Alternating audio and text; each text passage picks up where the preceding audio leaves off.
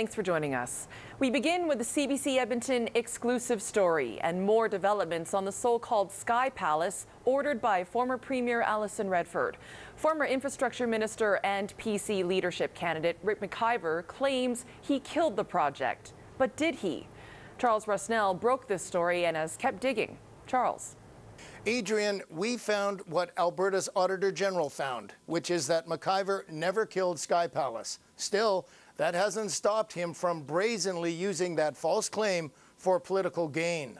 Auditor General Merwan saw her on August 7th, releasing his findings into a review of the Premier's penthouse. What is now being built on the 11th floor is a residential suite that will have meeting room rather than bedroom furniture.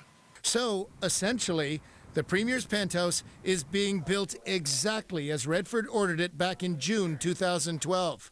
But here's Rick McIver just hours later. I killed the Sky Suite back in January. And here he is just last week. I'm the guy with the track record of canceling the Sky Palace. Here's the problem. His story keeps changing. Back in March, he said Sky Palace was just rumors and had never been built.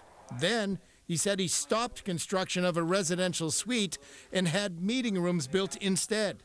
But after the Auditor General showed that wasn't the case, McIver said he saved us money by not stopping construction of the residential suite. And now he's saying he killed Sky Palace by eliminating high-end residential furnishing and decoration expenditures. In other words, he changed the furniture. I think it shows that no one is telling the truth about what's happening with the construction of the Sky Palace. I think the only credible story we have is that of the Auditor General. Infrastructure Alberta is refusing to let us tour the Premier's penthouse. They also claim they can't price out what the Sky Palace cost, even though the Auditor General says they can. It's taxpayers' money that was spent, so we're going to keep pursuing this until we find out how much it cost. Adrian? Sounds good. Thank you for that, Charles. The provincial government says our financial situation is better than expected.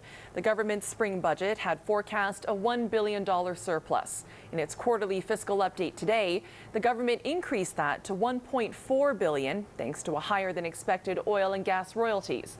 The finance minister calls it an economic sweet spot. But that does not mean that we'll be turning on the spending taps. This is only the first quarter of the year. Critics say the government is using creative accounting to try to hide the province's deficit.